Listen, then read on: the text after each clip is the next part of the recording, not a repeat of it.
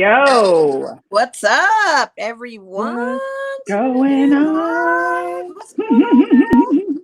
It's Wednesday, Girl Chat Sports quarantine edition, of course. We are still in our stay-at-home directives. Social distancing officially, like not distancing. just not like a couple feet. Like we are literally not in the same place. Yes, Period. yes. You're in your home. I'm in my home. It's safe. And this is how it is. Masked up, and that's just what it is. I'm looking at some new stuff you added to your room there.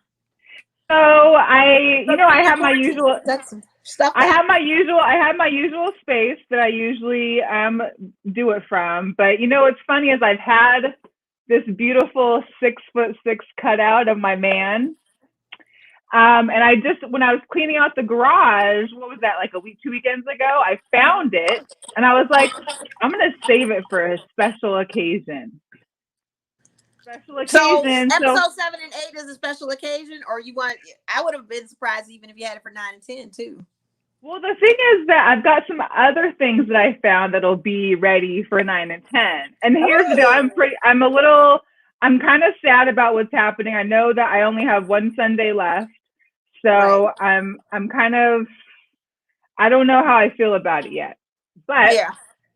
It is what it is. Hey, shout out to, got some people already in the chat, so that's good. So please, if you're watching, start a watch party. We're going to talk about The Last Dance today. Share it. We'll be talking Last Dance. We got a guest coming on pretty soon, our mutual friend, B.S. Williams. I'm excited. He's a funny guy. He is. Hilarious. He's hilarious. I love him. And a fellow, Last Dance fan, so that's going to be some good conversation. Other than that, quarantine. Hey, Claudia. Claudia's in here too. So still no nails, but I do have an appointment this Sunday. So I'm kind of excited about that. You're gonna take a chance and go. Listen, it's the only appointment I plan on taking is my nail appointment. Okay, because they're breaking. I don't even have polish on them. Like, what's the point? I'm not going to do lashes. I'm just doing my nails. Like, let me just get my nails and these feet done. It's summertime. It's hot. It was like 100 and some degrees. Like, come on. Let me have some fresh feet, right? Doing my own nails and toes. Like, we can figure it out. OPI makes all these little colorways. I'm about to order a gel manicure kit. Like, be careful. And honestly, you're doing that? Oh, wow. Because I'm curious to see how the setup looks for you going in there. Because I've seen different variations of nail salons, like across the country, of how some of them have like a plexiglass, like a bank window between you and your operator or your stylist or whoever. But they still have stations next to each other. So what my question is everybody going to be sitting next to you still? Like, you need to take a couple stations out and still have that plexiglass, and maybe I'd be and I definitely am waiting for that as well. I'm definitely looking forward to that. So we'll see if I walk, it's the same lady I've had for over 10 years. So if I walk in and it's like I'm like, listen, Miley, we don't have to redo this in about, a couple of weeks. I'm not in a rush, but I definitely miss my nails being done. Yeah. For sure. I probably won't get them done as regularly anymore, but I just need them done. Like, just let me have just the basics, please. Yeah. Shout out to everybody in the group. I just love that we've already got a good showing so far. I'm happy that people are in here. Well, it's Wednesday. Who wouldn't want to see us? I get it, because now the 2017 game is on between Golden State and Cleveland. Mm-hmm. I just watched the 2015 game where Golden State beat Cleveland Cavaliers on their home court. That was a great series. Yeah, they're playing it all on ESPN. We're watching the classics now. But instead of watching that old stuff, you're watching new stuff with us. And there is some UFC fight night. Shout out to Donnell. He is getting his workout in, watching UFC and listening to us, so we appreciate that. How do you know that? I don't even see how you know that. Did he just say that? Yeah, he did. It's in the chat. You don't see that because I'm the administrator here on StreamYard. I get to see and I post yeah, there we go. Got you. Now I see it in the comments rolling like, oh, I'm getting my workout. Good for him. 'Tis the season for everybody to try a home gym type workout thing, I guess, which is good. Crazy. It's crazy because like when we first started quarantine, like I was going crazy hard, doing a workout every day. I was cleaning something new every day. And then after we get into like the 60 days already, I'm kind of like, now what? Like I haven't worked out for a few days. I've gone on some walks, on some runs, but I don't know. I'm kind of like, I miss my gym, although I'm not going to rush back to the gym because that's one place I don't feel okay with. Yeah, the gym thing is, listen, I looked into researching on the Peloton bike. It's actually not a bad price on the bike. It may be something I might dabble into. And how much was it? It's a couple grand, but you can finance it and make payments, and the payments are as low as $50. But or cash app. Yeah, put the number, put the thing up too. You got the thing up. Yeah. Oh, perfect. Yeah, let me zoom my camera so I can see. Yeah, so cash us. If you want to see a summer body, all I need is that bike. Like, I'm jealous even when I went to see, shout out to my parents because I went to visit them for my mom for Mother's Day. And she literally had us sitting out on the patio between the screen and us talking through the screen. And when we couldn't hear her, and she didn't even have the screen, she had the glass closed. She's talking. I saw that picture you sent. And I'm looking and I'm like, what is she saying? So I decided to call her on the phone and put her on speaker. And I'm like, that's better. Now we can talk. But long story short, I see their stationary bikes sitting in their living room area. And I'm just like, dang, y'all get on the bike. Y'all do all of that stuff. I need a bike. Well, shout out to Natasha, our girl down in Houston. She actually has a Peloton, so she's been doing those Peloton exercises. Yeah, those classes, and if you get, she says she loves it. I see that. See, that's what I'm thinking. It might be worth the investment. I mean, if you're thinking $2,200 and you're thinking of your gym membership, I know what I was paying at 24-Hour Fitness, and you think what you pay every month for True Fusion for a whole year, that's $1,200. You double that, $2,400. You would have had the bike and classes and everything else and been done with it. You wouldn't have to go. So, yeah, I'm all for it.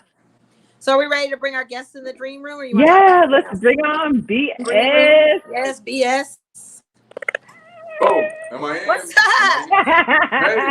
Ladies, what's happening? B to the S to the Williams. What's happening? What's going on? Much. First off, wait, hold on. First off, congratulations. I've been big fans of y'all. Y'all doing big things with this show. I love it. I love that you stayed on in the quarantine. The transition made it happen. So y'all doing big things. Thank you for inviting me. But I'm glad I'm here. Melly, Mo. We wanted to pop your Girls Chat Sports cherry in studio, but quarantine happened, and so we still had to get you in though. We still had to get you. I appreciate it. So we'll see how this goes. Maybe y'all invite me to the studio. We'll see. This is your test run. We'll see what it looks like. I'm sure that'll happen. Okay. Yeah. Okay. So here's a funny story. Here's a funny story how I met BS. Okay, there used to there used to be Palomino. AKA Butterscotch. Come on, tell the truth. He was upstairs at the Palomino. Butterscotch lover. Right. Upstairs at Palomino. That's right. And let him know. He was taking all my money. That's all. That's all it was. So all you lady viewers out there, when I was a male entertainer, I used to get paid by the inch and the pound. And then mail came on payday. Bam, broke. Thank you. There it is. I didn't meet BS that way. No, I met BS through a mutual friend, acquaintance that we have. I met BS through that way. And then I was running into him at the most random places that I would never expect to see BS on my outings. Yeah. Not that they were bad random places. It was just unexpected. It was just like, oh, what are you doing here? I think the last time, I want to say the last time I saw you was years ago at a Life is Beautiful festival. Probably. I think that's the last time I saw you.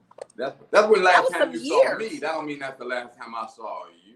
That's true. I know the eyes be watching, but that BS be everywhere. Be everywhere. BS is everywhere you want to be, basically. I feel like that's where I last saw you. And it's so funny because during quarantine, I feel like I've been chatting to you more. We've been having great dialogue more than we've ever had in our time of knowing each other. It's been you've been keeping me very abreast and, current, and I love it. I'm enjoying our chat. So thank you. Word up. Yeah, social media is very good. You know what I mean? It's one of those things that's real hands-on. And I'm a person that's very late to all that. I don't really use social media for what it should be used for. So with all this free time, I get to go, oh, wait a minute. So you can communicate direct like that. So what you using social media for, though? What's that? Huh? Oh, wait. So I can be very honest with you. I initially got on Facebook years ago to promote some of my comedy shows. Like if it wasn't for that, I would never have it. And then to be real honest, okay, so how long has Instagram been around? Been around for some years. I don't know. How many? I mean, so like 8, 10, I don't know, more. 10 years. I've only been on it for like maybe 2 years, maybe 3. But I can tell you this, I just discovered all the modeldom that goes on Instagram in the last IG model. I didn't know. Yeah, well, we're all seeing it now in fruition with people going live on their streams and allowing the women to make money and all that kind of stuff. But shout out to Boosie. Oh, yes. Boosie's a natural treasure. We have to protect him at all costs. I mean, Tory Lanez is the little brother, but Boosie is the guy. Like that's the most entertaining IG I've ever watched. Yes. One of the most. Yes. Shout out to him. My top 4 are Boosie, Tory, Gilly the King, and Joe Buttons. Because Joe Buttons be coming live and having some good chat. Joe Buttons didn't know that Seattle had a basketball team. Yes, except that part. We're going to talk about that. I posted that. That was crazy how he didn't know. And Breonna Stewart had to remind him politely, like, right. And it's a good thing she did, yes, because they are the reigning champs of anything professional sport-wise here in Seattle. Now, we do have our soccer team that has a couple championships, but they got 3. Right. Yeah, Joe was ignorant to that one. I was trying to go back on his live to see if he was going to talk about it, but he never did. Now, and I requested to have her on. He needs to have her and like Stu Bird on, and they can go at it. That'd be fun. Right. That would be very entertaining. That would be dope. And the thing about Joe is actually a very good interviewer. He's very intelligent on stuff, and I just think it's one of those things. He was truly ignorant to the fact because that's not on his radar. You know what I mean? Right. Because I mean, as a grown man, I talk to people all the time that they don't know that we have the aces. You know, again, that's the thing. They just don't. First of all, they're not adopting the WNBA. That's number one. Because if you were into the WNBA, you would know that there are teams existing. So that's just them not being involved with WNBA, not watching it, not, you know what I mean, not taking advantage of what we got going on, our celebrity, all of that. So that's part of the problem of people not knowing there's an Aces team because they're so focused on this NBA thing. It's all male dominated, and he just proved that saying that. Yeah. Right. Well, I think that just going into talking about the WNBA, I'm a true fan of like basketball. So I love the WNBA since day one. I remember when they were trying to do it before it was the official, WNBA with little farm teams. So I think that people that are fans of the NBA, they're well aware of the WNBA. It's the WNBA's job really to recruit new fans into the WNBA because some people are just passive, watchers of the NBA, but you're really trying to convert basketball folks to look at the WNBA and then grow the folks that watch the NBA. And I think that's the issue, or I think that's the biggest task they have at hand with the WNBA. So, and that's the problem that they've been having is getting those new fans. You know what I mean? Yep. I think Vegas was able to get new fans only because it was a new team. But other than that, there hasn't really been a whole lot of, I think the NBA players that have come to games have helped out. Kobe was a huge supporter, and I'm wondering who's going to be the next person that steps up now that he's gone. Right. Well, I can tell you, it's be honest with you, shows like this, but ESPN truly, I think they need to have it where, okay, if you're doing the top 10 and it's WNBA season, you need to put a WNBA top 10 in there. You have to. Because they don't include us. Yeah. The only reason they don't include the WNBA in their segments or in their platform. They don't even have a segmented show on the Prime ESPN channel that highlights WNBA. Right. So you're right. To your point, let's start there because the media is not even talking WNBA. Yeah.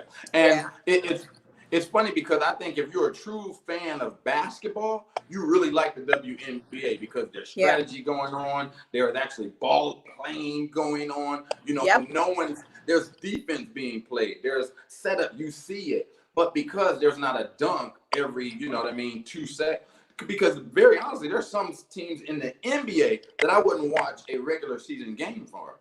Which teams are those? I won't talk about that. Okay. I'm just. Too shame to say, huh? You put it out there. I just was asking. But no, what I'm saying is, the WNBA doesn't seem to get hyped up. I mean, no, the NBA doesn't seem to get hyped up until the playoffs. You know what I mean? Where it's like, okay, every night, because there's certain, and you can look at that by the TV revenue, like who's actually on television. They choose to do that. You know, they put the excitement, they want these teams, but like you could take the Clippers and you can put the Lakers, and there's been so much hype and they have so much star power, that's going to be a good game. But that's the thing too that you touch on, especially with WNBA. It's a very friendly league. There's no rivalry, or there is a rivalry, but it's a friendly rivalry. There's no drama of the end. Right. This is the like they need that kind of climactic drama to draw people in as well, to your point that you were saying with the NBA, because you know who the enemies are. You know which player is not gonna like this player and this player up against this, but they don't have that in the WNBA. They're all respectable. They all love each other. It's a sister love. So maybe they need to bring a little bit of that, just a tweak. Well, they have a couple. This is the problem with our society and the sports culture is that women can't be villains per se, because you get a different moniker. You know what I mean? Where like a Charles Barkley, you love him, but you can hate him at the same time. Women, you can't always do that. You know what I mean? And who wants to take that role? Because sometimes LeBron James is the bad guy, but sometimes he's the good guy. Yeah. So, and I think what really stinks for the WNBA is, or what I think they're kind of frustrated because they want to be realize that they're legitimate and we are athletes and we deserve this much money, but at the same time, because it's professional sports, they need to realize it's entertainment. So for the WNBA and who I see at those games, with the families and stuff, I think they need to go another route. I think they need to truly get into the more entertaining showmanship, because that's the way you're going to draw the people in. They need to go. And I'm not saying it to diminish what they do, but they need to go more globe-trotterish, if you will, just meaning, bringing more people in. I'm not going to say they need the high-flying circus act to a certain No.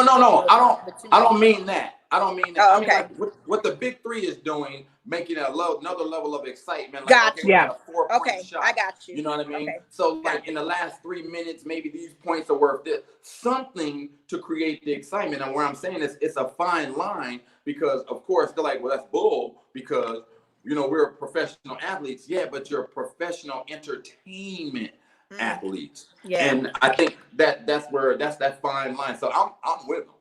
I actually grew up with one of the, I think it was the first or second season, of the WNBA. So I grew up, like, my fourth favorite basketball player is a female from Chicago who played, professional basketball, because it's very serious where we're from. Oh, I'm from Chicago, by the way.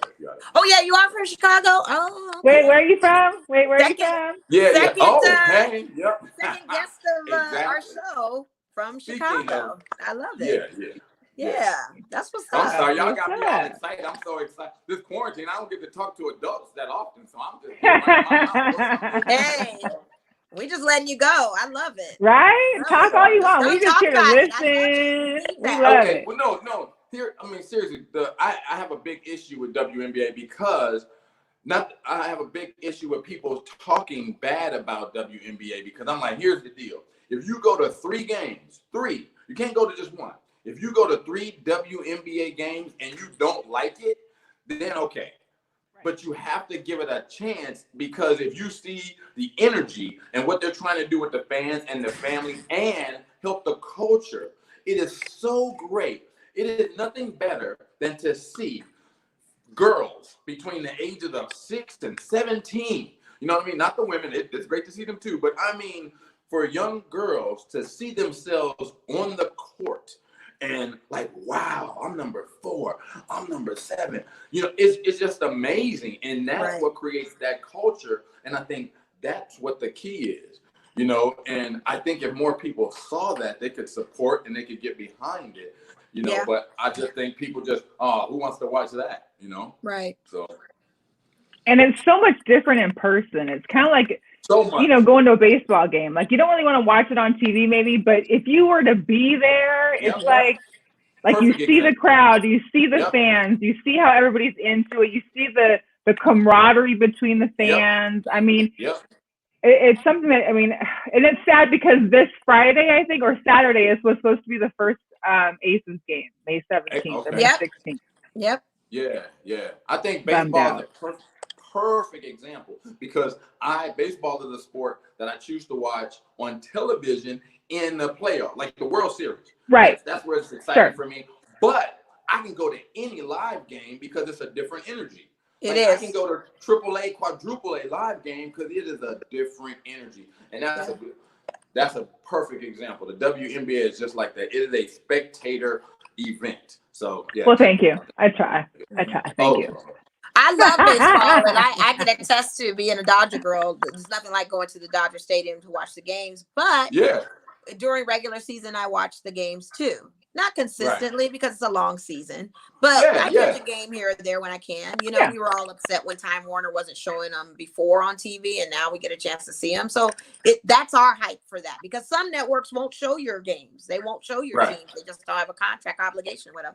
But to be there in person, to your point and to Mel's point, it's definitely a totally different vibe. I think when I tell people, and it's the same thing with the lights, when I tell people, go to these lights games, go to the soccer games, the lights is a different animal when you're there. You're a part of something, and you feel a part of something even with the Aces games. It's just that's how it is. I'm glad you mentioned lights. I was thinking about that. The thing that the lights has going for it though is culturally, soccer is a sport that is ingrained in folks. You know what I mean? It is a cultural deal. I mean, you know, they always say it's the #1 sport in the world. So if you're into soccer on any level, that's one of those things where, you know what? Hey, I can fall into this. I can fall into this soccer game because people are like that. You know, I think that if the WNBA also tried to recruit perhaps some more international athletes, that would help a lot because if you look at it, like what they were talking about, even in segue, like The Last Dance, when they were talking about like the international pull after the Dream Team happened. If you look at like what Yao Ming did for China's basketball ID, you know what I mean? If you get a couple international stars, because international, they treat their athletes like all of them to another level. And to your point, I read that Jinsu Park, who plays for our Aces in South Korea to train for, she's like a young member of the team, but she's treated like a star out there in South Korea and playing for those teams. So not only is she out there still working on her game, and I think in hindsight, she just can't make it here anyway because of the current conditions. It's just tough. It's just tough. And so for her to still be on the team of the roster of the Aces and then coming back when we do start our season, you're going to see a whole nother aspect probably open up because of the time she spent back in her home of South Korea. Yeah. But or like Ichiro did for baseball too. For out there. Yeah. I mean, that's it. That's it. I mean, because that's the thing about it. It's the business of it. You know, it's the business and the entertainment factor. Once you go professional, that's like, okay, how do we really, really need to get this off? To be honest with you, I'm upset at the league itself. I'm glad they make strides, but it's like they're so far behind. It's like, yo, guys, you're showing us that it's not important to you because you shouldn't be this far behind. Like, you know, like you really shouldn't. I probably would assume that there was an initiative that they gave the NBA players.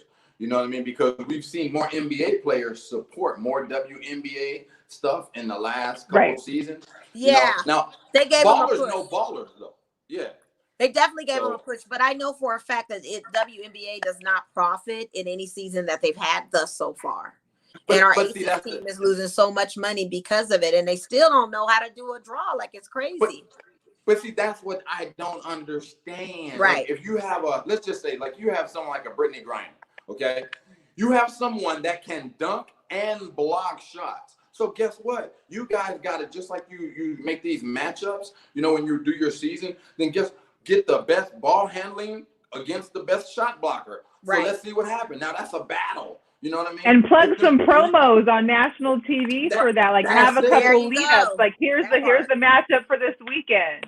That's it. They do it all the time for football and everything else. Like, why not do it for the girl? It's just, you know. Right. But once again, I think. Go ahead. I'm sorry. No, go ahead. I think we have this dual thing that we worry about. The United States is really messed up with stuff, because if you look at the WNBA, these female athletes are not promoting sexiness or sexuality at any, no. You know what I mean? Not to say that they aren't. I think that they are. I'm saying, but they don't promote it. So, like, what female person do you get that is recognizable here? Like, the first thing I'm like, ooh, how would we get Beyonce? Okay, that would be a good one. But you can't get like a Megan Thee Stallion to promote WNBA, because you see what I mean? Because now, I want to see. She doesn't even know basketball, honey. That'd be the wrong one, honey. She didn't even know her own Houston team. Honey. But see, don't forget, it's right. Kim Kardashian. Kim Kardashian don't know this, but she's got the eyes. When people ask me, well, what does Kim Kardashian do? She gets butts in seats. She gets people looking. It's an influencer thing. It's an influencer thing. Yeah, right. It's the influence. I got you. Well, they can always use Kendall Jenner because she knows basketball.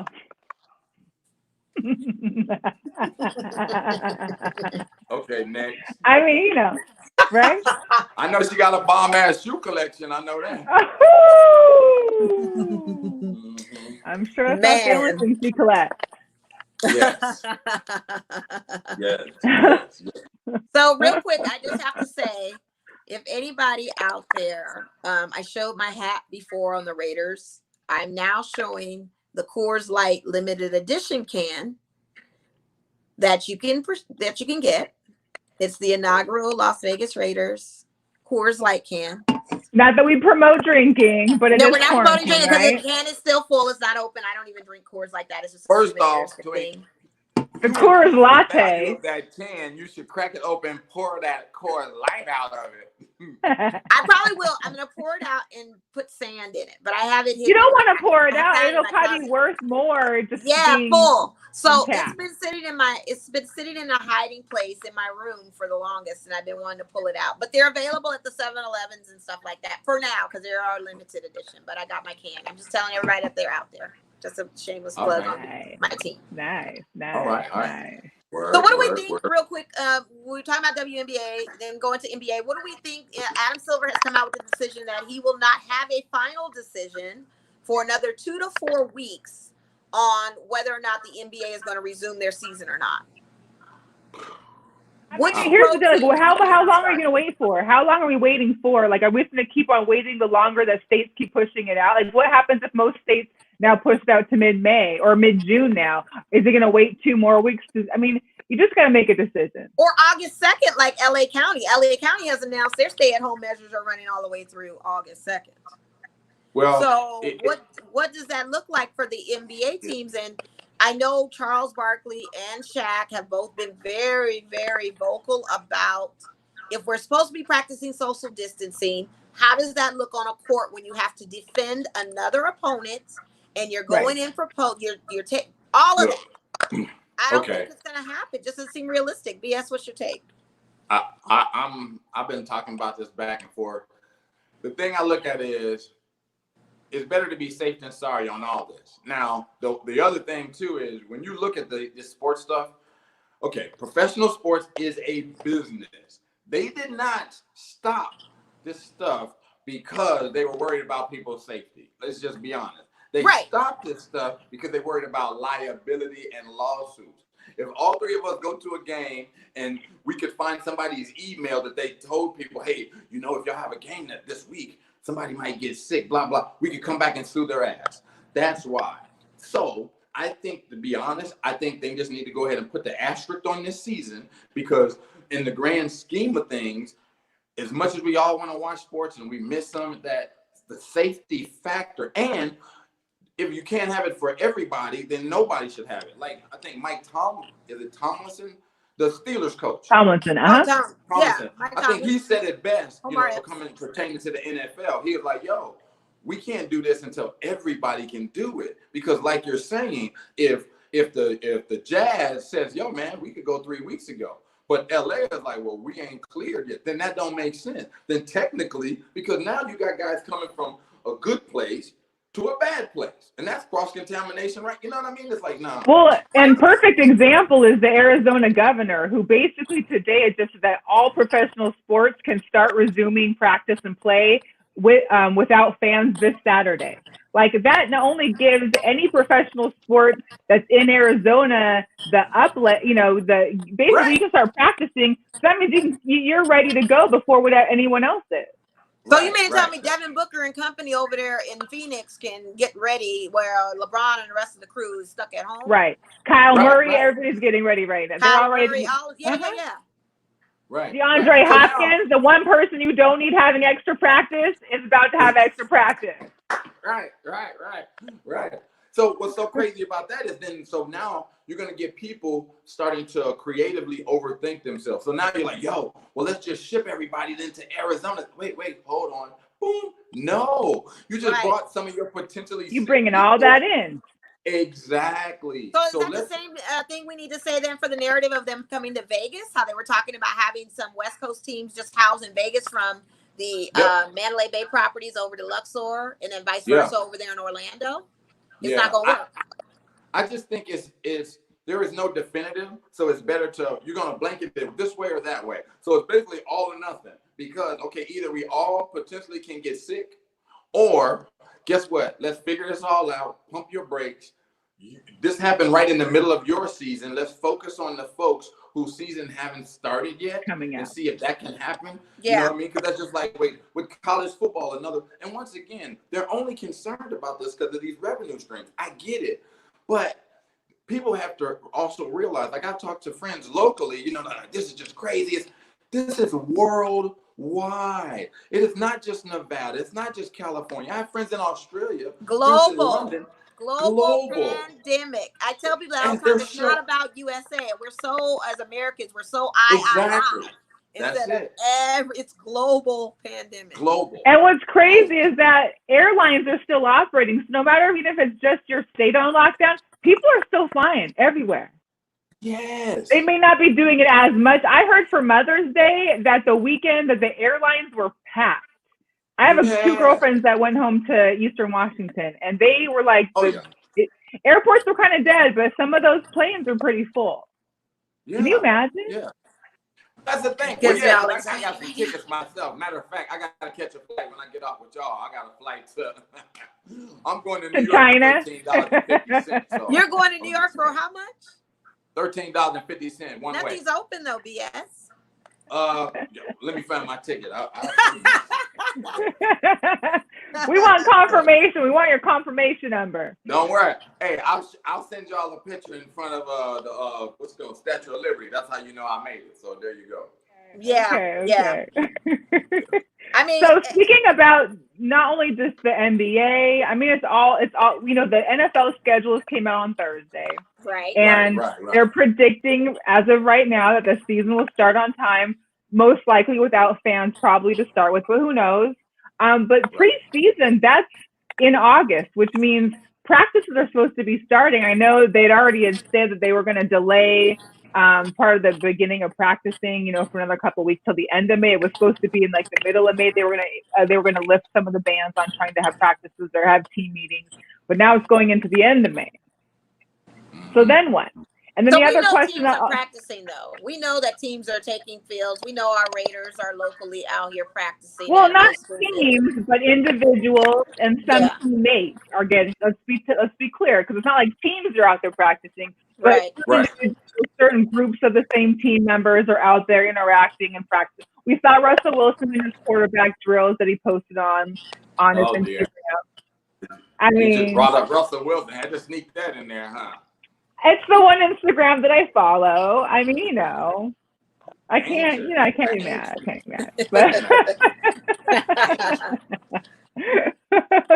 But no, to your point though, you're saying right. Like, how's that going to look? What's that landscape look like if we're supposed to have?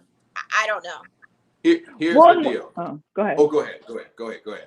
No, I was just going to say, because out here, I mean, because I know for like my Husky team, like there was a big thing on my news feed about the Pac-12, that all the coaches within the Pac-12 agree that there should be a streamlined starting date for all NCAA like, you know, collegiate sports as far as like the football teams, the basketball teams, whatever. Because I know for the Huskies, our first game is in Michigan. So if Michigan opens up earlier and decides, because the NCAA has stated that they're basically not having any rules, that they're leaving it up to the state governors as well as the university's president.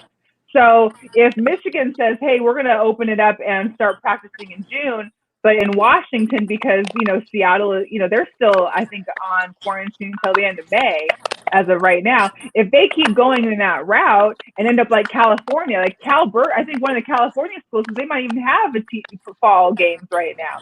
If the Huskies have to go to Michigan that first game, and Michigan's had 2 months to play, it's the same thing. Like, why are we making it so much harder for these teams? They need to have one date to streamline. Here's the thing. It all comes down to economics. Okay, now we were talking about UFC. UFC did a perfect thing with testing. Okay, it was isolated. They did a perfect thing with testing. But UFC is also one of those events that you can do every 90 days. You know what I mean? It's not an every weekly thing, and they did it without the spectators. To financially test everybody on the football team every week and all the staff would just cost way too much. Now, the problem with that also is you thought it was a priority to do these sports teams when we actually have people, regular citizens in society that need these tests so they can get back to their essential jobs or what have you. So that's what's so crazy. I mean, it stinks, but I don't know how their college. I have no idea. I don't think college is going to happen. I listen to Mel. I don't think realistically it cannot happen. It just doesn't make sense to happen. Yeah. Especially if your student participation is not going to be there. Your students are online. What kind of college experience are you going to have kids go? They can't even go to the games. Your boosters are done. No, it's just not going to happen. They've got to figure it out like that. And they're definitely not going to spend money on college students for testing if they can't do it if their pro athletes aren't even going to be able to get it. Well, they'll be able to, if you're, like you said, to your point, the citizens can't even get it done. That just doesn't make any sense. I just don't think there's going to be a season of college ball. I just don't see how that can happen. I don't think. Well, but here's what stinks. They would have to have so many people sign so many waivers. Like, you know, the liability would be ridiculous. That's it. And the that's why they're not. Would be ridiculous. Nope, they can't. And that's why right now, that's why they're trying to push it on somebody else. But I don't see it happening unless they figure out, okay, we let everybody back in and it plateaued here. Here's, you know, X amount of this, because there are people that they keep saying are carriers right now, aren't showing any symptoms but could pass it, you know. So you can't. It's just gonna be nuts. Also, by the way, Wuhan just got their second wave influx, so they're back. Hello. To their thing again. They did. Yes, they did. Big time. Okay. So if they're getting their wave, the waves are coming for everyone. So that's it. That's why, like, this is a good thing. They're slowly letting people back. This, you know, in the States, but it's also a bad thing because we have to realize, guess what? The second wave is going to be the mean. That's what we're going to find. And what's crazy is our second wind is going to be in the fall or winter when all of these sports are being played. I mean, baseball, basketball, football, hockey, all those seasons are in the biggest time of the year. Oh yeah. It's insane. I'm glad it's not my problem to figure out, but geez. It's a mess. Oh yeah. It's a mess. It's a logistical mess. And Donnell was saying, you know, if the players want to play, logistics are figured out. They'll throw the ball up. Baseball's figuring it out. Everyone else can too. You've got to understand though, baseball's arena is totally different from basketball arena, totally different from a football arena, totally different from a soccer stadium. So depending on how those venues are set up, where there is a huge amount of square footage where you can do that. And I think baseball would probably be okay because the social distancing is real, just because of the player positions and everywhere on the baseball diamond. You don't get that on the close. Diamond. But right. But you have your bullpen and you have everything else. And I get it. Okay. So check this out. It's one of those things where it'd be a logistic kind of thing, like nightmare. Who's trying to house party? My favorite thing at a baseball game, other than you know, the crazy stuff going on in the field, is going to get $8,000 worth of snacks. Okay, and when you go to a baseball, you are on top of, you know what I mean, to get this $15 hot dog, the concession stand, beer, $8 bag of peanuts. But right now, when you go shopping, there's 6-foot X's. You know what I mean? So now you're going to kill that. It's all these revenue streams Plus, people are on top of each other. I don't know how, like you said, it is a logistical nightmare. It is. Nightmare. And to be honest with you, I've been in the house so long. Why do I want to go out? Everything is so convenient to me. I mean, if they offer leave. Wait a minute. Donnell said we may as well stop life. I mean, believe me, I love sports, but sports too, is not the only thing in life. I love my life more. Right. I'm not willing to risk my life over a millionaire's play date. I'm sorry. I cannot do that. I cannot do that. I think one thing that we've all realized being in quarantine is that there's a lot more things that can be done and completed from home than we thought. Like, I know me personally for my work, like, we realized that most of our work can be done from home. Granted, we do need to be out maybe here or there, but there's some adjustments that can be made, I think, throughout something. And you're hearing these companies like Twitter, a lot of these other tech companies are like, indefinitely you staying at home. Like, the workers do not have to come to work. Apple's like that. Right. It may be a wave of a futuristic kind of thing we're going to temporarily right now until there is a vaccine or whatever the case may be.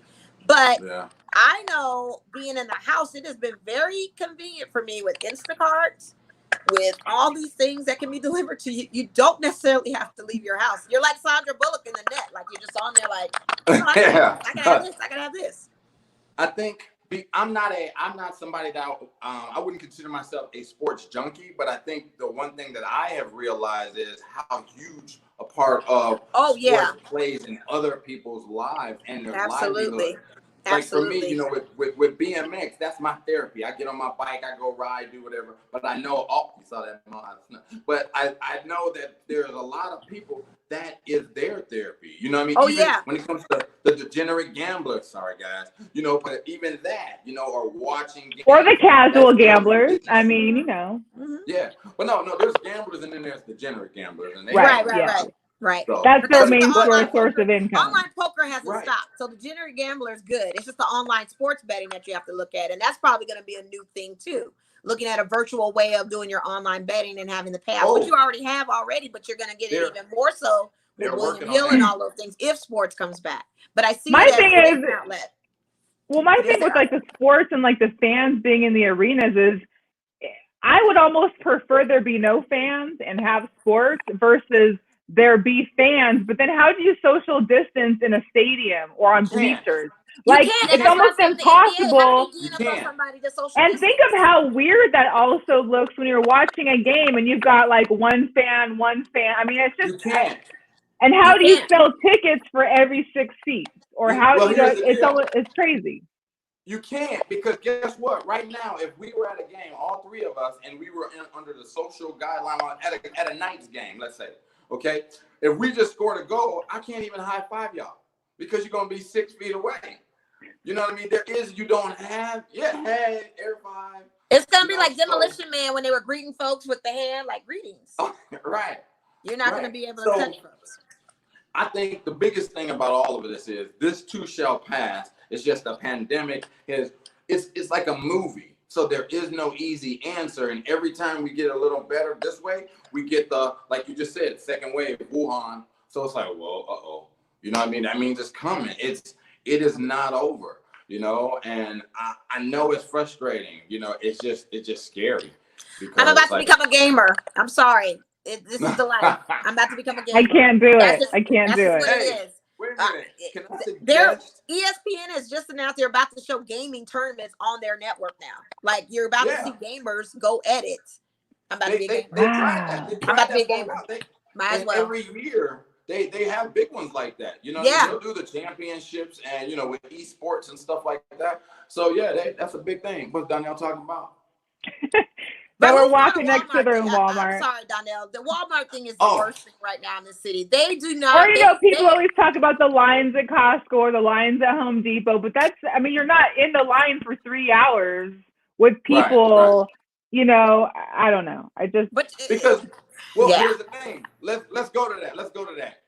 If you don't go to Walmart or Costco or something, sometime in the next 3 weeks, 4 weeks, a month, you may not live. If you don't go to a basketball game, football game, you're going to be all right. So, you know what I mean? So when you're talking these things, you know, it's like, okay, Walmart, grocery store, we need that. Now, it feels like we need the sports or whatever, But if it all went away tomorrow, we don't need it. You know, it is not essential. And I'm saying that, you know, kind of tongue in cheek. It's essential to some people's mentals. Let's just be clear. Some people need it as an outlet. You know what I mean? 1,000%. But you know, Donnell had posted about Walmart. I'm going to tell you right now, I've gotten the memo at Walmart. They're not wearing masks, none of the employees. They're not social distancing. That is the worst place to go. So I will not be going to a Walmart. Yeah, I don't do Walmart. So that's a bad example to cite, because I've been to the Targets where the Targets, the line is all the way down to produce because of the 6 feet rule. Everyone has masks. They're doing plexiglass. So they're doing the best they can for what's going on. Well,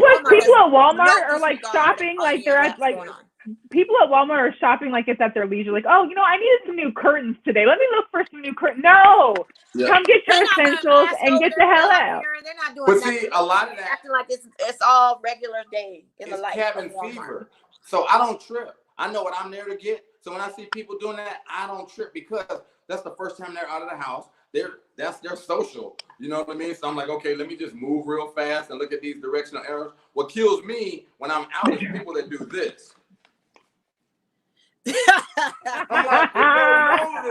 Their nose is there. You are sniffing up the virus. Like, or they got a mask like on one ear. Like, well, I just need to breathe for a minute. No, breathe in the car. Hey man, how you doing? I don't want anybody touching me right now. I don't want anybody breathing on me right now. Everybody with a scalp. I want to give. You know, it's just a tits time for everyone. Yeah, no, it's just we just don't know. It's just I think that's the biggest thing, is that we just don't know. I just don't know. And I'm all for seeing the guys play together. But what happens when that one player tests positive? We saw it with UFC this weekend. One fighter tested. He was a preliminary fighter. One tested for positive. They took him out the match. What do you do when your best player gets COVID? Does it shut it down again?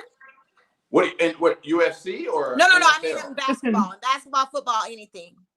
Yeah. Is it shut down? Don't forget the Magic Johnson rule. You know what I mean? The Magic Johnson rule, when Magic Johnson was diagnosed, you know, if you got a drop, boom, check it out. So Bach, just like Tommy Gunn, it ruined Tommy Gunn's, you know, career. He was diagnosed when then you put everybody at risk. So it's process of elimination. So if you got it, like right now we're on this team, okay? I get it. So the first thing they have to do is then both of you would have to get tested. You know what I mean? They got to test the camp. So if a fighter or a player, like, boom, all right, everybody on the bench, let's test the trainers. You have to. And the only way that they're going to make people believe it, if they do that. And if they do, to be honest with you, Dana White is so gangster. I'm going to tell you this. In my conspiracy theory mind of minds, I think that dude probably didn't have it. They just saying, look, we got to throw somebody to the, you know what I mean? Yo, this is how tight we are on it. Bring the attention in. Word. Yeah. You see what I'm saying? Now, like, hey, like, dog, Dana White even do this? No. Now, I've been a big fan of Dana White. I have it on wax that I'm a big fan of his. So he was smart and gangster with this whole thing, because we was going to see UFC. He made sure of that.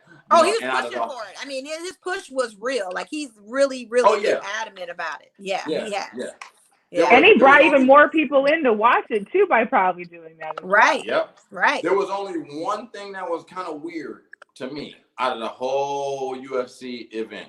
I don't know if you saw the one commercial or endorsement from the president. You didn't see that? Yes. There was a message from the Honorable Donald Trump during the fight.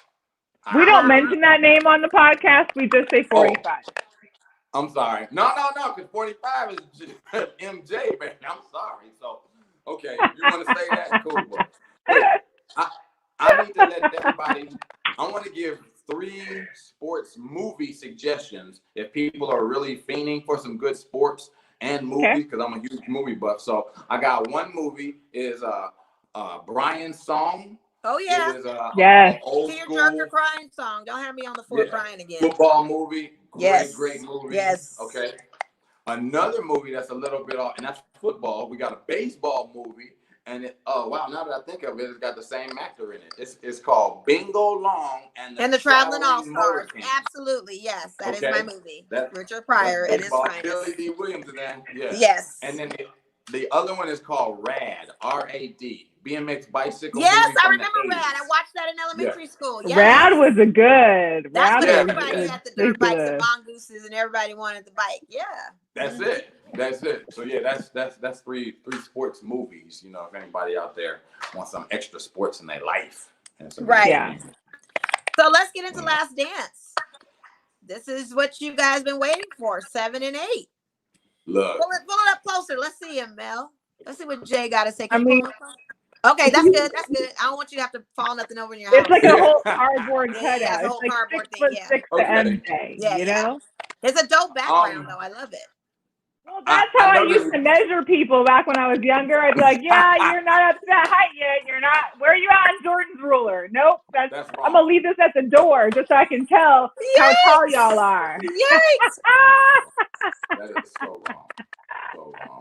And I know you're not lying, but that's so wrong. That's so wrong. Well, so for me, to be very honest with you, it sounds weird, but Last Dance is being from Chicago and being a huge fan of the Bulls. Like, this is nothing that if you're from Chicago and you're a Bulls fan, you knew all of this. Yeah. Like, literally every bit of it. So the thing for me is I am glad that people are getting to see this, you know, because everyone that is played pickup with Jordan, you know, like my uncle, and they would tell me stuff about Jordan, you know, as a kid. And I'm like, nah, they're like, yeah. But then you realize, oh, it's his mentality. Something so small, like my uncle had told me when I was younger, he's like, yo, you know, Jordan is a Q. You know, Omega Psi Phi, for people who aren't familiar with that fraternity. So I'm like, no, he's not. He don't have a brand. He's like, yeah, he does. It's on his check. I'm like, no, that he says any endorsement you'll see him with, it's always covered or they won't show it. And I was like, whatever. And then one day, like, he had broke out it and I saw it and I'm like, holy smokes. You know, so did y'all already talk about the whole Kobe Jordan thing? We talked about it last episode. We can always talk about it. But we can always talk about it. Okay, because here's the deal. When they're, and I'm glad that they said it. I'm glad Kobe said it. I guess that's the thing. Like, I've always said, like, Kobe is great. But it's just like in the comedy world when people give Chappelle the torch and they're like, yo, he's the man. I'm like, wait a minute. There is no Chappelle without Eddie Murphy or Richard Pryor. So there is no Kobe without MJ. But the crazy thing about it is Kobe literally chews his gum, holds his pants. Holds his pants at the half-court line when there's free throw shots. Like, thank you. Yes. So I'm like, okay, now that's not taking away from Kobe's greatness, but what I'm trying to tell people is don't try to take away from Michael's greatness because he basically jacked him for that beat, you know? And I mean, that was like it was like the big brother, little brother thing. You give him the tools because I feel like Jordan was a strong mentor to him. And I feel like it wasn't a jack beat, but it was like, you can have this patent too. I feel like I feel like Jordan was a carpenter. And when he was set to retire, he gave his whole toolbox and was like, here, I ain't going to need these right now. You go for it. Okay. Now, I'm going to tell you even one better. And this is where I give Kobe the props. Michael didn't give him shit. Kobe was there to take it. And then when Kobe told Michael, I'm coming to get it, like basically with you or without you, Michael was like, this dude is just like me. So respect. He said most definitely. That's when they saw him be the absolute truth of who Kobe was on that. Mm-hmm. Yeah. And I'm glad that got to be seen because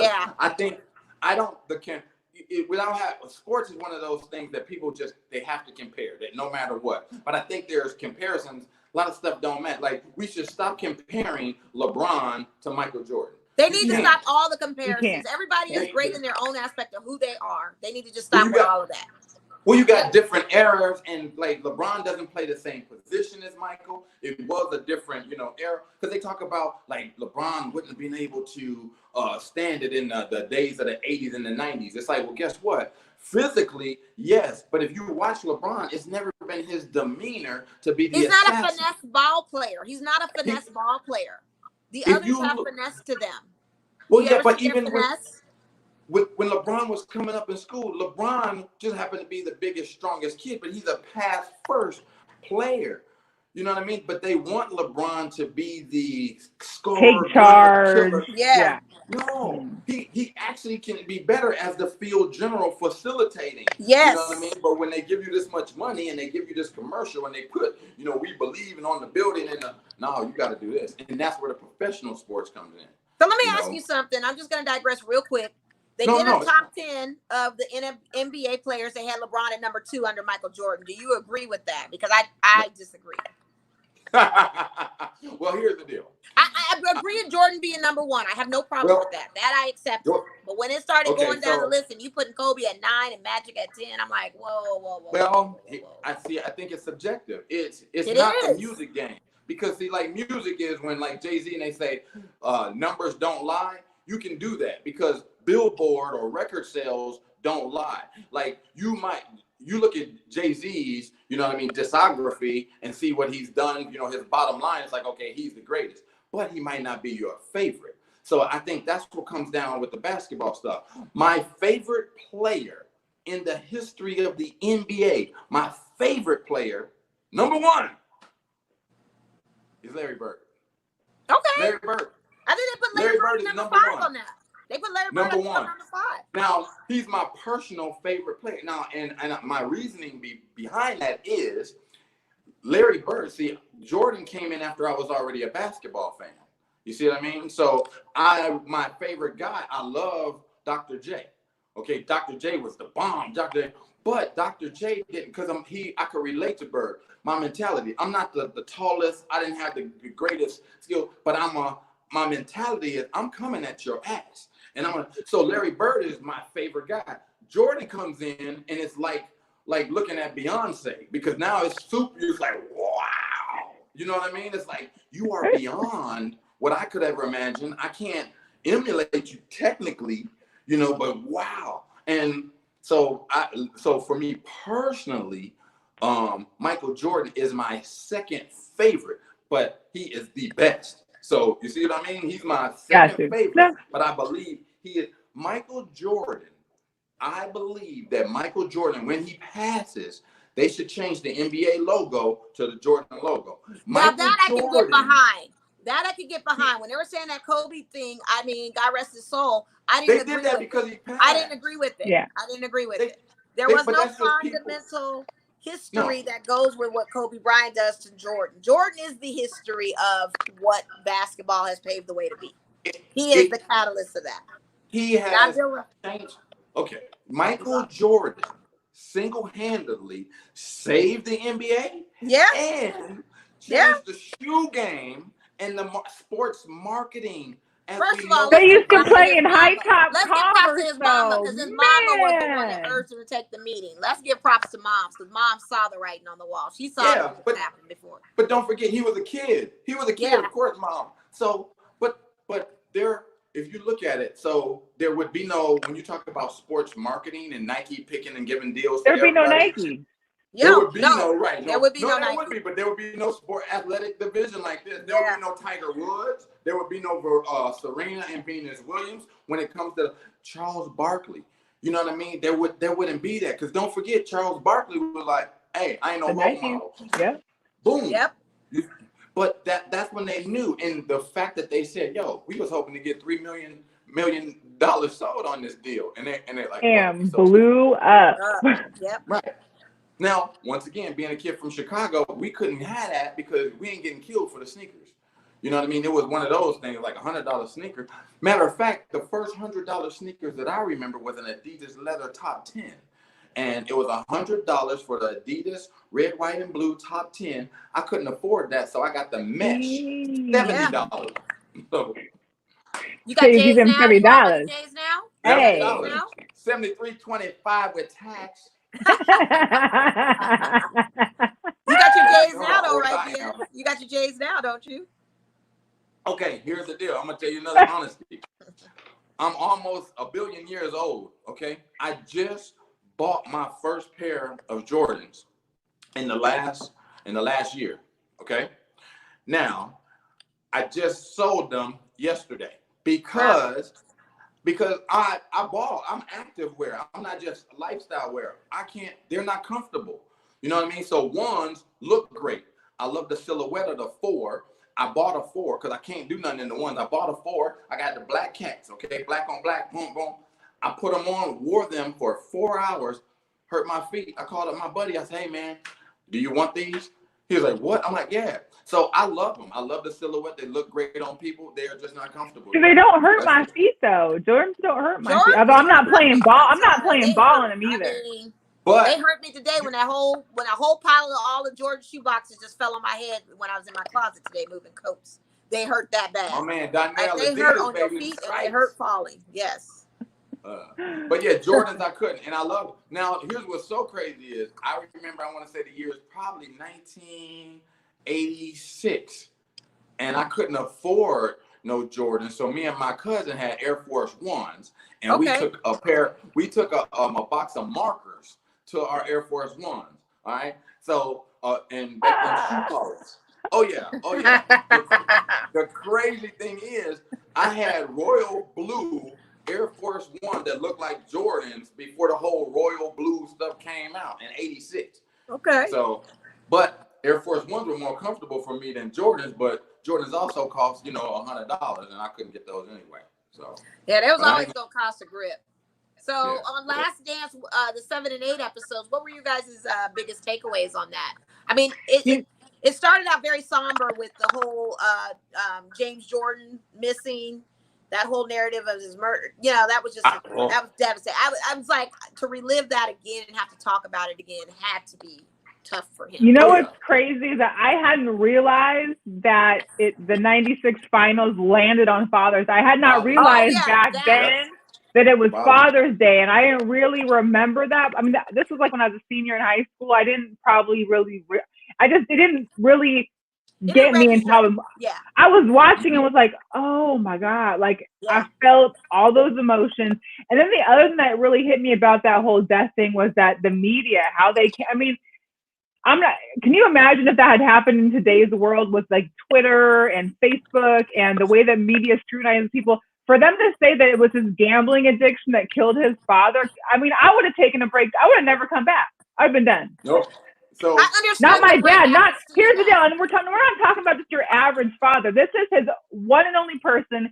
He has no entourage. He has no squad with him all the time. It was just him and his father every single day. Yep. Dude was at every game. Dude was at every game. Yep. There was this confidence. Now the crazy thing is, I was actually on radio in Minnesota when it happened. So this comes over on AP. It's called the AP wire. So you get this big piece of paper. They go, and it's like Michael Jordan.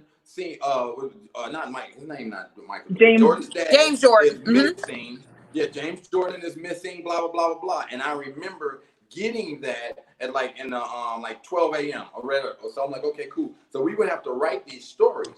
So we're waiting, and since it's the overnight, you don't have to worry about that one. You just wait to the next one before that. So then we get another one. Wait a minute, foul play might be at hand. And I remember thinking, wait a minute, foul play? Like, why are you going foul play? Why would you jump into that? Yeah. So then now we're getting, because it was the influence of the national media. And the thing is, they still do that because I think people forget. It's all media is always trying to be first instead of right. You know what I mean? They want to be first. It's disgusting how they like TMZ. That's it. So that was the TMZ. But the crazy thing about it is TMZ then gave it an excuse to be legitimate. Because now there is not a lot of news. It's entertainment. So that the fact that they did that, to him, but that shows you when you're at that level of your game, they will look for anything, to build you up, then bring you down. Well, that ties into the previous episodes where we were trying to question even his thing of gambling. Is he a degenerate gambler? Does he bet into all of this? And so that narrative played with this narrative, and that's how that whole thing kind of gets into the snowstorm of it. Because they don't let stories go. They want to find something. And to me, that justifiably made sense on why he stopped playing and wanted to pursue the dream of baseball. I get it now. Like, I totally get it now. That's totally understandable. Because he never had time to process his dad's death. And can you imagine going into season just having to play? Like, you just don't have time to grieve necessarily. All eyes are on you. Like, that was If you watch, like, if you take the moments, I think some moments get missed with the Last Dance. It's like if you watch him on the ground crying uncontrollably. It is a true that loud cry was like heart-wrenching. Yes. And it's beautiful because at the same time you see the human. Yeah, but you understand this guy is not taking breaks. He is truly working. Like when you watch like Olympic folks, Olympic athletes, when you watch them, it's very rare you see somebody win a medal and not cry, because basically now they know that's when they can release. You know what I mean? It's over. What I was trying to get is done. And when he says, hey, I was tired. Yeah. I was planning us, and me and my dad, if you don't believe that, then something wrong with you, because you know he's like, Dad, I'm tired, because he's been trying to do it himself, because that's his mental. And once again, it's like Larry Bird. Larry Bird and Michael Jordan are guys that can do it, but that doesn't mean they would be the best coaches to get someone else to, do it. Michael Jordan on the floor, field general, he's bringing guys up to that level. But do you see how passionate he was about driving them and making them do it so much to the point where it brought him on the verge of tears? It was a buildup of all of that. Well, that was his whole thing, was winning has a price. He said winning has a price. Yeah, that's it. Yeah, he was so determined on all that. Mm-hmm. That's it. But see, that's the thing. Everybody want to be a cowboy, but don't nobody want to step in shit. Oh, can I say that? Oh no. Yeah, you go ahead. Go ahead. You've been cussing this whole time. We just let it flow. Parent advisory stickers all on there anyway. Change the logo. But see, that's the thing. And if you can get folks on one accord, like I hope that more people watch this and be like, yo, that's what we need to do. If you look at any sports team, when they give up stuff, when they sacrifice, whoa, because what happens is they go from this to, they start working as one. Nobody that is repeat, in any sport, you see anybody, they get on that and they say, we're going to stay focused on this. We're going to stay on it. It ain't broke. Let's not fix it. Focus, stay on this, and move on. And that's Jordan. We can talk football real quick. Tom Brady. I am the type of person that if you like winners, then you like Tom Brady. Yeah. If you don't like Tom Brady because he's a winner, then you are a hater. That's my opinion. I'm a hater because I hate the Patriots and the Tuck rule. And there's a history with my Raiders and all that, okay? The what rule? Huh? The what rule? The Tuck rule. You mean the Raiders and the Raiders or the bunch of cheaters on the Patriots? I have an issue with the team. I've never said that. I'm not a Brady fan, but I have to respect his greatness. That's one thing I can say. Yeah, he's great. He is great. I don't like greatness on that. There you go. That's not the hate of that. You know what I mean? Like you have to see the greatness. I mean, I couldn't stand LeBron when he was in Cleveland. I love him now as a Laker, but I always thought LeBron was that guy. I just didn't like him because I didn't like the Cleveland team. But I think that's where some people are just in the absolute hate zone of I hate Brady. Like I hate everything he stands for. How can you hate a guy that's just got 6 rings and it's just all you can't. Who has an arm? You cannot. Check this out. You cannot. No athlete. See, spectators get into this thing where they're like, you know what? I just want to see somebody else win. Guess what? Then you were never an athlete, because there is no athlete that would go back to back that would win. If us three right now are playing 3-on-3 basketball, everyone knows once you lose, you get off the court. Okay. If we're playing basketball on a Saturday and we ain't got shit to do Saturday evening or Sunday, we're not trying to leave the court. We don't look at each other and say, hey, you want to wrap it up? No, we are trying to embarrass everybody there so they never want to challenge us. So how come Golden State got all that? Because Golden State was on the path of being winners. You see what I'm saying? I was all for them too, because it was a West Coast. But you can't keep that much people that want to get paid as much as they can. I mean, that's the whole thing. Is either you want to keep winning or you want to go for your bag. You can't do both. And I think that's the one thing that people didn't realize too about. I hope they say it in this next episode. Well, no, they already talked about money. Jordan was getting very underpaid. You know what I mean? But think of this. Jordan, when he got those other pieces, when he was orchestrating that stuff. Now, the one thing I don't like is I heard a lot of people say, well, you know what? Jordan could have told him to do this for Scotty and blah, blah, blah. See, that's my on the outside looking. Oh, no. Oh, no. Uh-oh. We're losing our guy. Yo, Metro PCS, the time is up. No, I don't have Metro PCS. Well, you got cricket or something, because I've never in my life, I don't understand. That T-Mobile joint. That T-Mobile joint. You're on. I don't understand what the Wi-Fi is going on. Okay, I'm calling on low battery, so thank you very much. You sound like a robot. Hey, here y'all. Just come out and pop back in. Just yeah, try that. I don't know what y'all said. Oh. Where you go? Okay. Bam, I'm back. No, He's still... I hate BS. I really Teddy Riley in the building. That's right. Teddy Riley in the building. No, I'm saying like close out of it completely and go back to the email and hit the link. Okay. Love you. Why do our male guests always have difficulties? I don't know. And I love BS. But one thing that I wanted to address too about the whole Last Dance that I didn't realize, I mean, like you said, some people knew about stuff, but I didn't realize that, you know, after 95 and them losing to the Magic, and Jordan was like, I'm practicing tomorrow. And not only that, but at Space Jam, they built him an entire gym, and his own weight lift. So he not only is he up all day shooting, but then he's working out for 3 hours, and then having those pickup games though, when he was able to scout out the rest of the NBA with Patrick and Reggie and all those guys were coming to those games. Now that was, if they would have recorded more of that, that would have been, they need a whole episode of just the outtakes from the documentary stuff. I mean, I hope there's a whole DVD or Blu-ray set, they'll have outtakes for it. They got to. I hope they gotta have like an unedited version or something of it. I enjoy. I thought this 7 and 8 was the best that I've seen so far.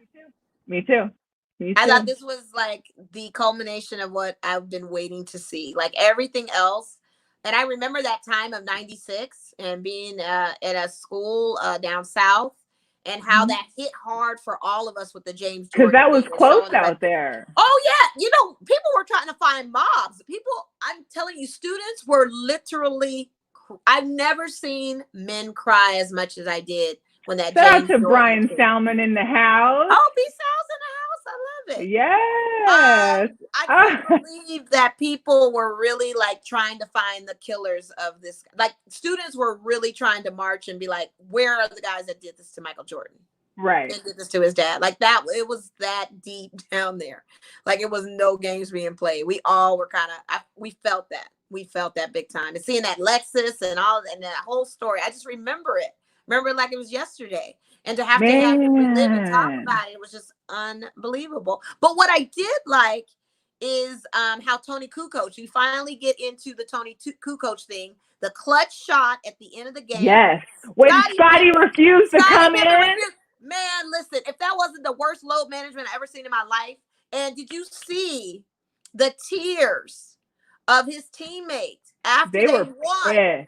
Going in on, like you let the thing is that he didn't respect it. See, when Jordan left doing that. Well, no, yeah, when Jordan left, he became the leader, and he was more the nicer guy, which people liked about him. And then for you to do that, and then for you to come on the interview and say, "Oh, I would have done it again. I regret it, but I still would have done it." Like that doesn't even make any sense. That doesn't even make any sense. That makes no sense. You shouldn't even have said that because that made it even worse. You know what I mean? That just made you shouldn't have done any of that. You shouldn't have said any of that. You just said, you know what, that was a huge mistake in my life, and left it at that. Kept that other rolling. For him that he spoke that out there saying I would do it again. You were only doing the impound pass, bro. Tony Kukoc had been shooting clutch the whole season. So why wouldn't you think that if he didn't shoot clutch this time, it wasn't going to go in?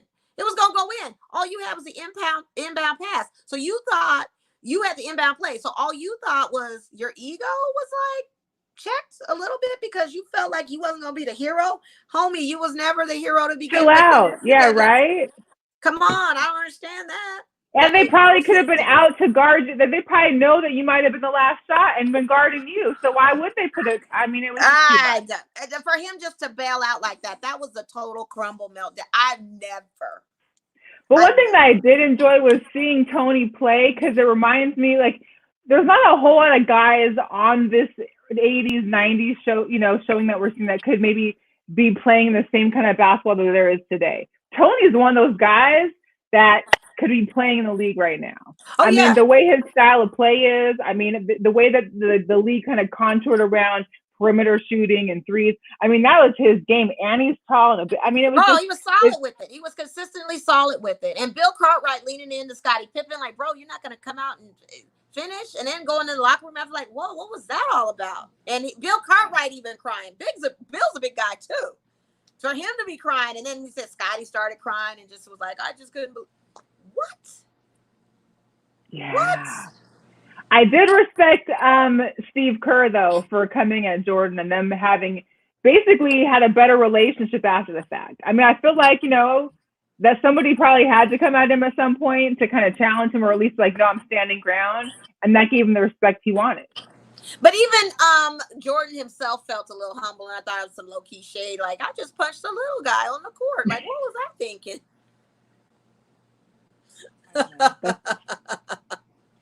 I was trying to text BS to see if he's able to come back in or not, because I mean we're already over an hour. Yeah, we're over our time a little bit, but yeah, I thought this was the best one. I look forward to Sundays. This has been a great.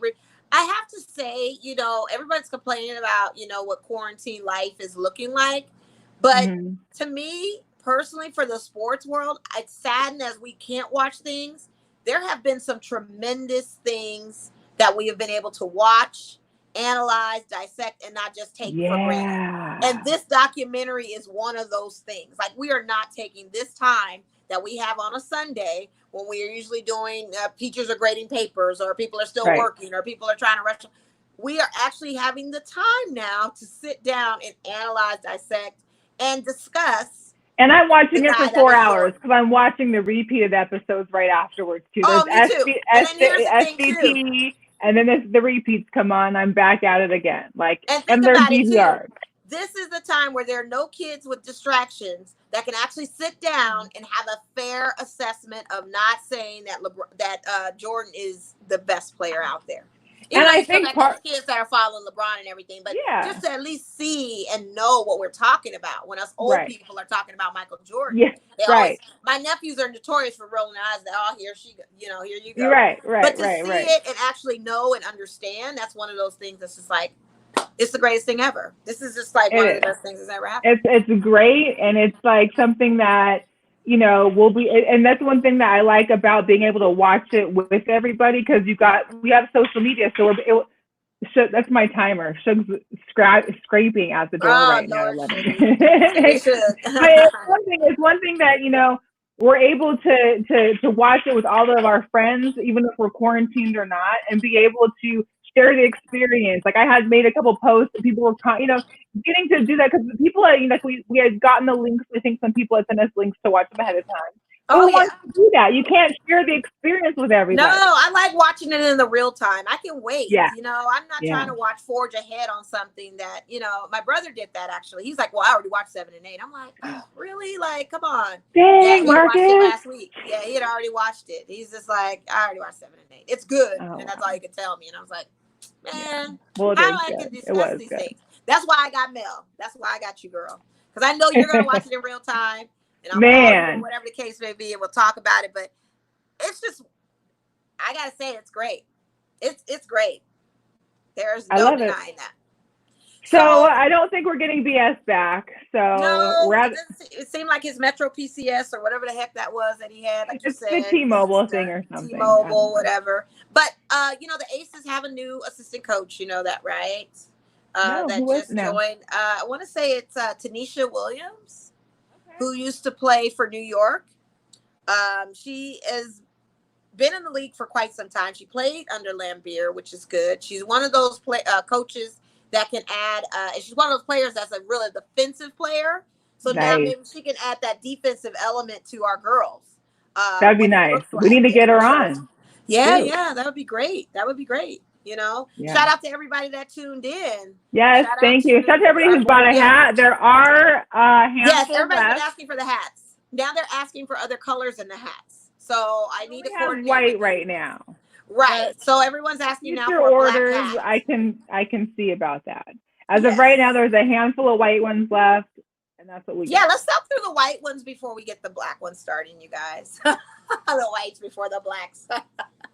It wasn't meant like that. But I just because right. Yeah. No, I know. No, it looks good. You can see it better because even on the visor, you can see it. Wait, yeah, you can see it. The whole logo couldn't fit on the visor. But the whole logo can't fit on the visor. Plus, it makes my face dark. You can't see my face with the visor.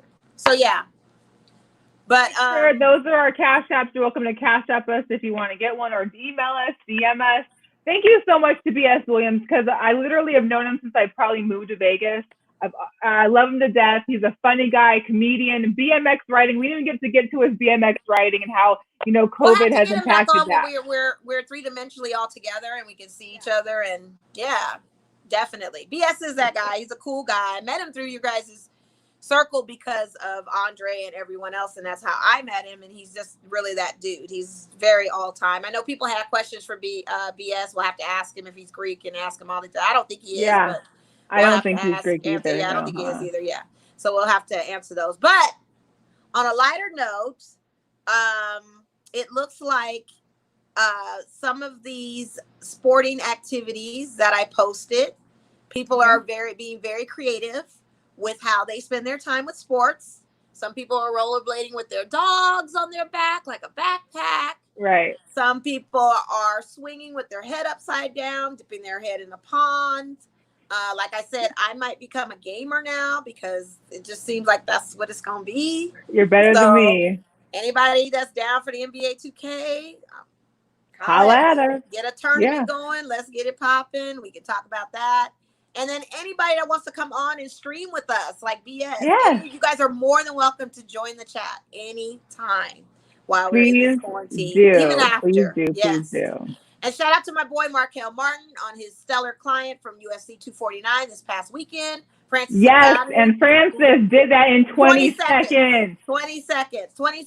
So I'm just so excited and so elated that he finally had a chance at a fight, and he finally got to show everyone the real what deal he with can him. do. How fast he can do it. He's also said that he is willing to take on DC. He's ready to go on to Cormier because Cormier can't fight the next fighter that's coming into. I think that Cormier is supposed to fight somebody. Somebody help me out. But anyway, if it's an interim fight, Francis is down. Daniel Cormier is down. Dana White, if you're out there. Fight Island. Let's get it. Fight Island. They're both down. They're both ready. Let's just do this interim fight because Dana's pushing for it. So shout out to him. Great match. Even though it was 20 seconds, it was a one-time KO. Had got on his back asleep. Right. And the guy is the real deal. So there's nothing more I can say. That was just it was a great fight. I can't wait to see more of him now. Like it made everybody go, whoa, that's what he can do. One of the fighters, all right. Yeah, they're dope. I mean, one of the fighters got injured within the 5th round. I read. I can't remember his name. I think I had to send it to you. Was it Ferguson or something? Yeah, Ferguson. Yes. Ferguson. Yeah, that's a rough break. But it was interesting how BS mentioned that conspiracy theory that possibly that previous fighter in the right. That sounds like it could. I mean, it could have very well been the case. Maybe we need to hit up Alan because Alan did an interview with Dana White, and that was and shout out to him because that was a dope interview, and I wanted to ask him what Dana's thoughts were. LV Sports is Yep, DC and Francis to get that next fight. I'm for it. I'm all about it. What's amazing about these comebacks? Like I posted a poll on our girl chat Instagram. If you guys aren't following us, follow us now. If Mike Tyson from his workout video, is he ready to fight? 76% of you guys said, let's have him get back into that life. And then in the meantime, you got Evander Holyfield out there. Is he? I didn't see that. Yo, Zaddy. He is ridiculous too, trying to get back in there. So are we looking for a Evander and Tyson? A 50+ match 50 or something? Geezers at Caesars. I'd watch it. I pay for that one. So that's crazy. I'm with it, but you have to check it out with Evander. He is in there too. And I thought he was a little bit punch drunk. I didn't think he had the facilities to do what he could do. You know what I mean? The faculties to do that. And apparently he's sparring with this guy. He's in the gym. He's quick with his hands. He's going these short jabs. He's doing uppercuts. That would be an interesting fight to see. It would. Yeah. All right. We're at almost an hour and a half. I mean, let's get out. Everybody, thanks for tuning in. Thank you so much. We love you guys so much. Stay safe. Wash your hands. Social distance. Please wash your hands. Please wash. That's the number one problem with this. Nobody's washing their hands, and we don't know how hygienic people are. Like, please, reach into your hygiene. Just get it. Just do it. It's easy. And check us out. Go make sure you subscribe, you're following, share the post. We appreciate everybody that supported us, us in purchasing some merchandise. We love you guys. And stay safe, and we'll see you next week after the Last Dance. I know. So should we dedicate that whole episode to Last Dance 9 and 10? We might as well. We have to. Anybody that wants to be surprise goodies that I found. Well, and I've got some surprises that I found in a couple boxes in the garage too. You've been doing some serious cleaning. I mean, you see how I found this sucker. So wait till you see what else I got. How could you miss that in your garage? You must have had it folds. It folds, and I can put it. And I had it behind something in a bag. So I just thought it was like old pictures or like an old. Thank God you didn't donate that. Thank God that cutout is like everything. You have to have Suge guard it with its life, for real. Suge is dying for me to open the door right now. Okay, y'all. We love you. Thank you so much. Thanks for coming on. We appreciate you. Yes.